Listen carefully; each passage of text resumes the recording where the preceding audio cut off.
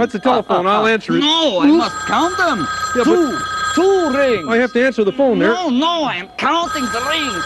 Three rings. Hauntcast Bone Phone. In March, if you see these guys stumbling around St. Louis with a giant backpack on, it's not filled with props and supplies. It's filled with cases upon cases of Bud Light. On the Bone Phone, I have the maniacs that created a life-size replica of the Evil Dead cabin. It's Don and Steve Doleshal. What's up, boys? How you doing, Baker? Hey. Hey, man. Thanks for having us on. We're huge fans, and it's an honor to be on the show. The honor's all on your side of the table. No. You thought I was going to say the other thing. No, anyway. Great. I talk to you guys every year. They were in St. Louis. We end up running into you guys, and we end up spending a lot of time with you guys. I don't know what we talk about or what we do, but it keeps it fresh every year when you don't remember anything from the year before. Yeah, it seems like we have a good time hanging out. So yeah, I have that general impression left over. Yeah, we'll just keep going with that.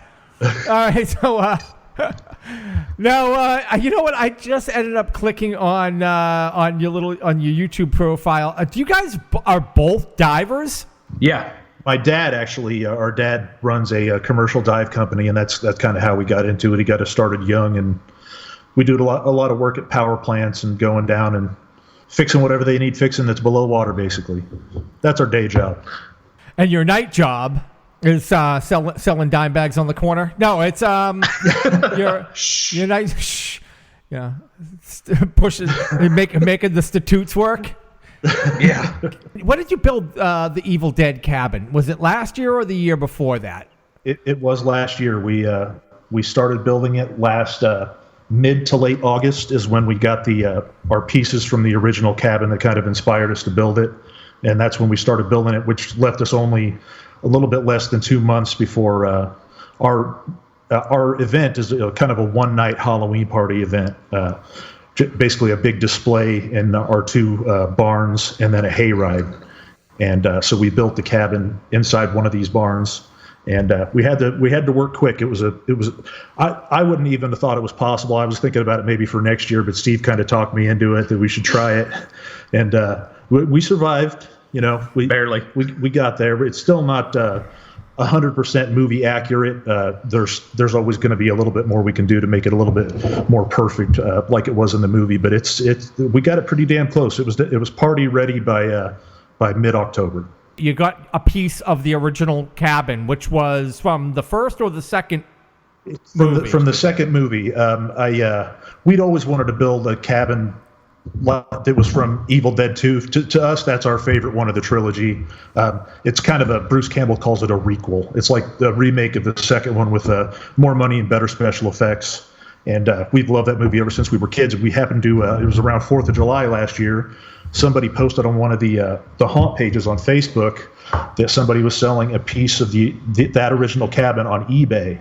And it's the biggest surviving piece. It's the gable end, the big triangular piece from one end of the cabin. And we said, what the hell? We'll see if we can get it. We ended up getting it, and then when we went to pick it up, the guy had a bunch more stuff. So we ended up also we got one original window frame from the cabin, an original pair of shutters. A lot of the tin roofing for the roof kind of overhangs the front porch. Most of that tin roofing is original. We had to, of course, find more to do the rest of the roof to make it look right.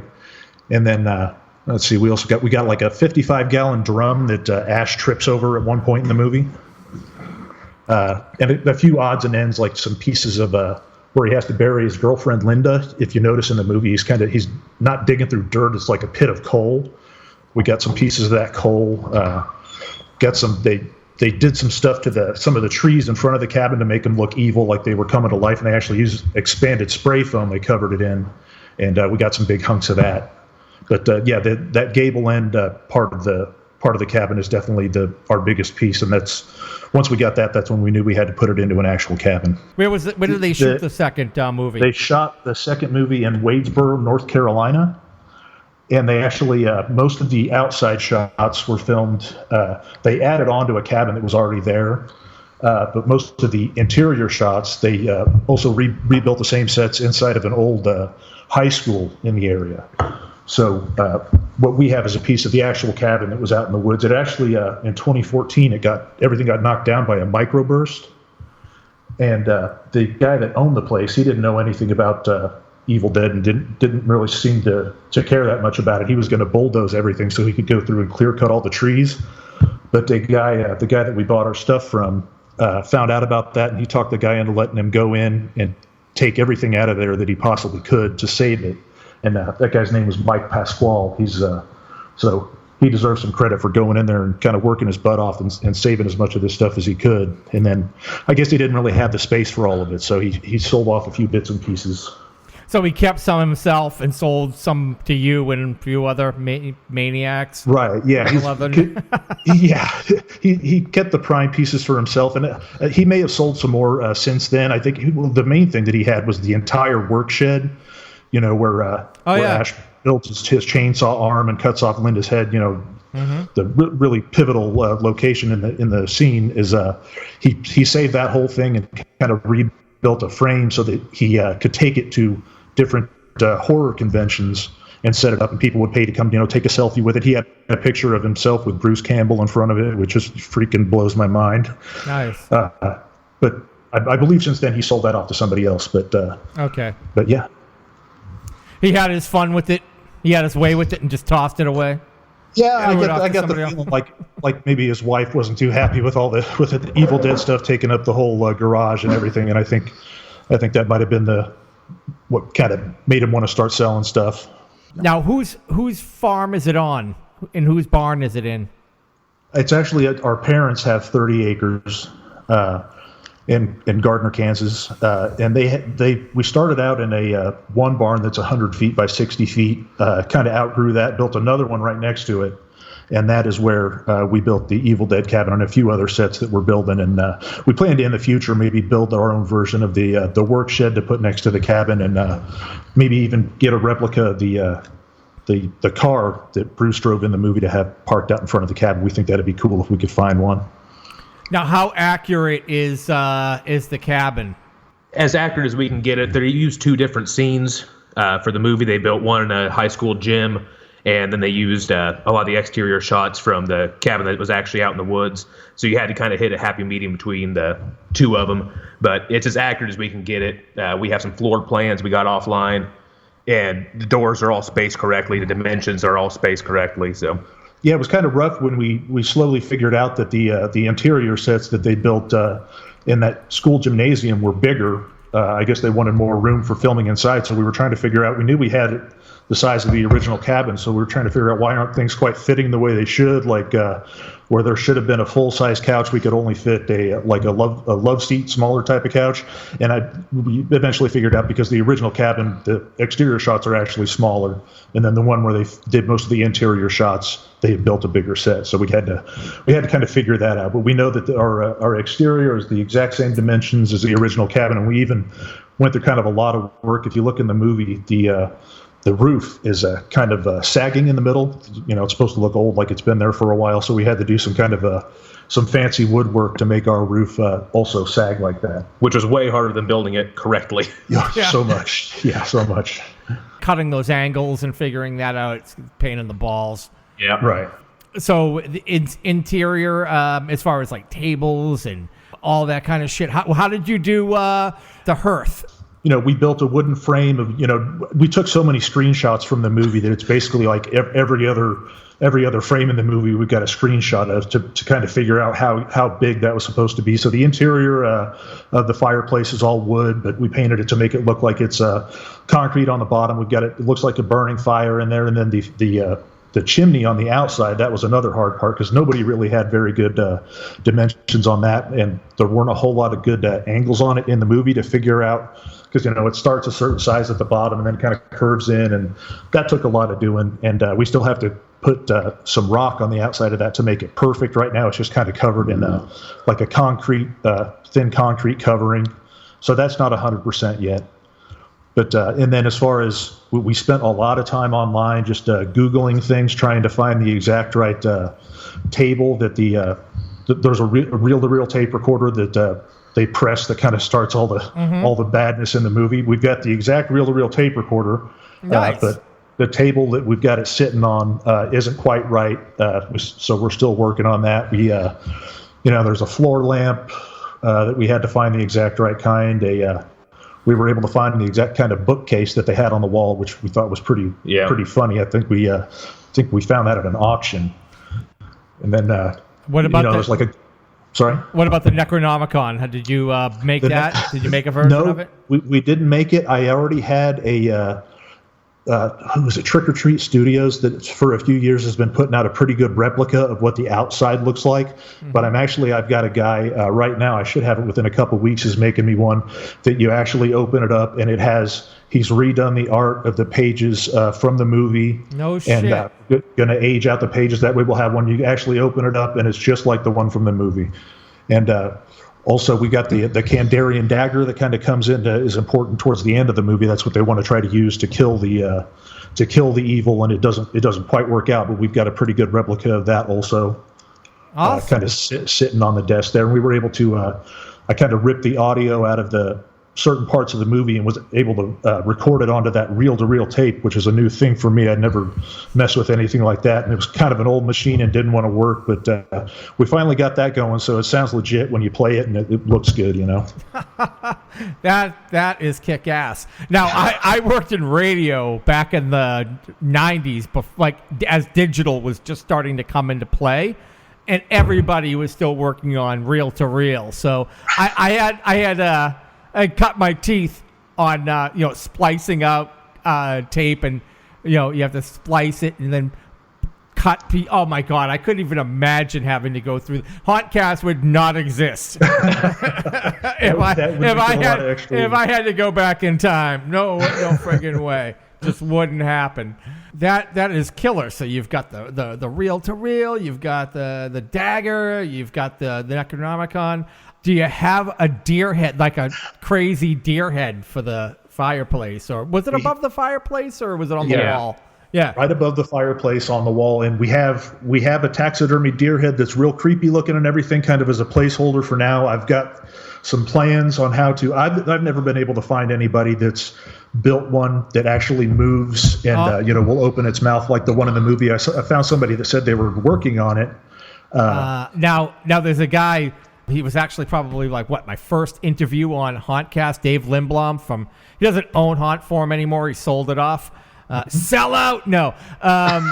He had made one. I was at a make and take years ago when within the first year or so of Hauntcast, and I went to a make and take, and he had his version of it, and it laughed. It wasn't amazingly animated, but it was animated.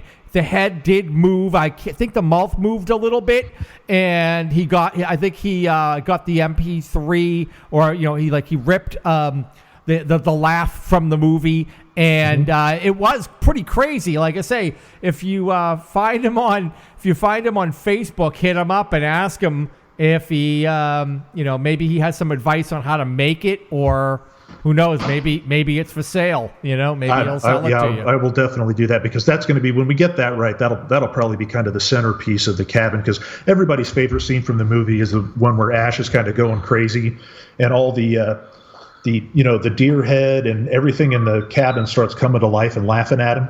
And you have the gooseneck lamp kind of moving around. We want to have that eventually. I'm not sure how exactly we're going to do it. The lamp is kind of jarring around and moving, and then you got the deer head turning towards him and laughing at him, and its eyes kind of go white. And we want to be able to do all of that eventually. But right now what we're working on is the part where Henrietta comes out of the cellar as the old lady who's turned into a deadite, and they've got it kind of chained up as she's trying to push her way out. We've got Henrietta in there. We've only got a foot or so to work with because it's not actually a real cellar. But so last year we just had her head and hands there, and we had the sound effects going saying "Let me out." But I just got my shipment from Fright Props a few days ago for all the stuff I think we're going to need to get that cellar door jarring up and down, in sync with the music and everything. So actually seems like she's trying to escape. So hopefully that'll be our topper for this year. They didn't have a real cellar underneath that cabin either. I think they just dug out like a few feet or something. So anyway, but that is unbelievable. So yeah, once again, work in progress. You guys got a little bit more to do. Do your guests, do people really know the movie enough? Like when your guests show up, are they like, oh, this is amazing, or do they just go, oh, this is kind of cool? They don't really know the reference to the movie, or do they get it?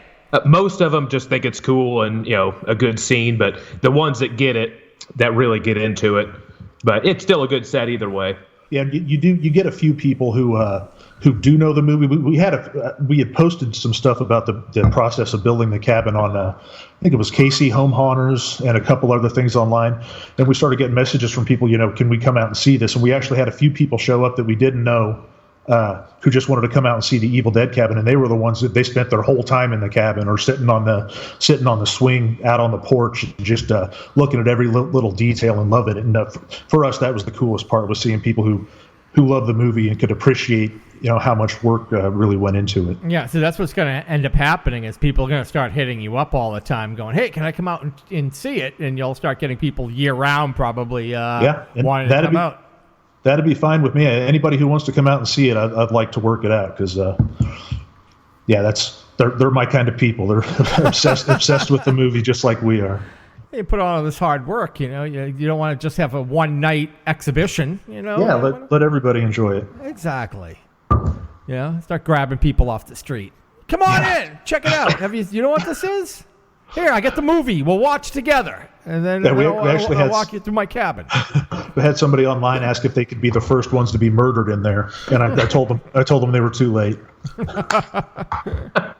What about pictures and vid? Did you take some? Do you have it online? Like, where can people check it out? There, if you go to our Facebook page, it's Jack's Hollow is the name of the haunt.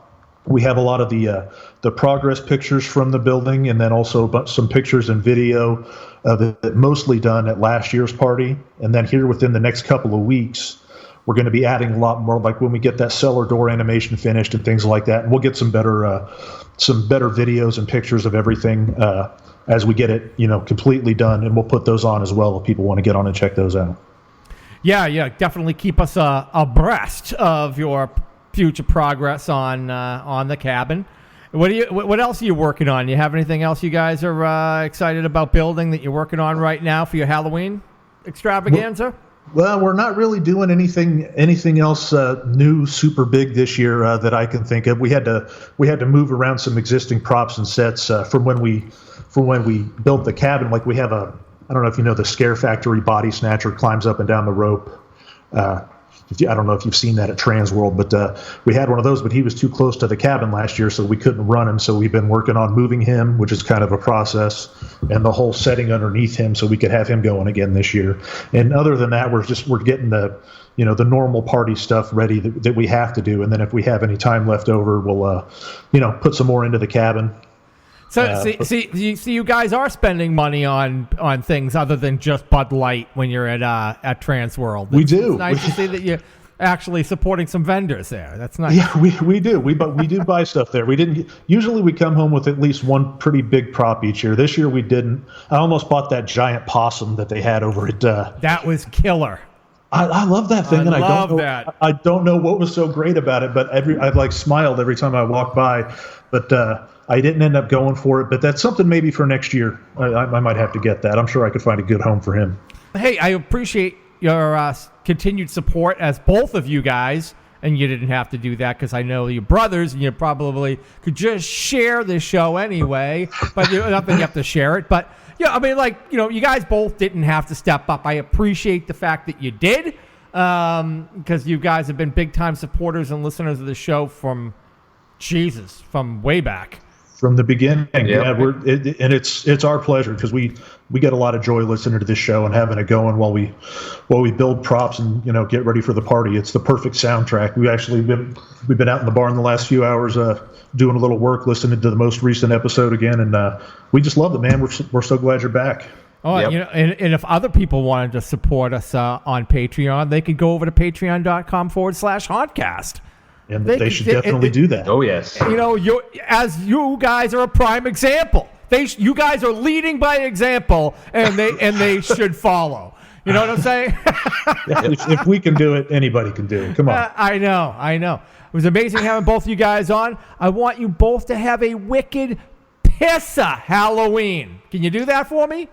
Thanks, Baker. We can do it. You too. I'm going now. Heaven help you. Please like and follow the podcast. Stalk us on Instagram, Facebook, and YouTube. Links in the description. And help us by sharing Hauntcast with all your haunted Halloween brethren. Until next time, stay scary.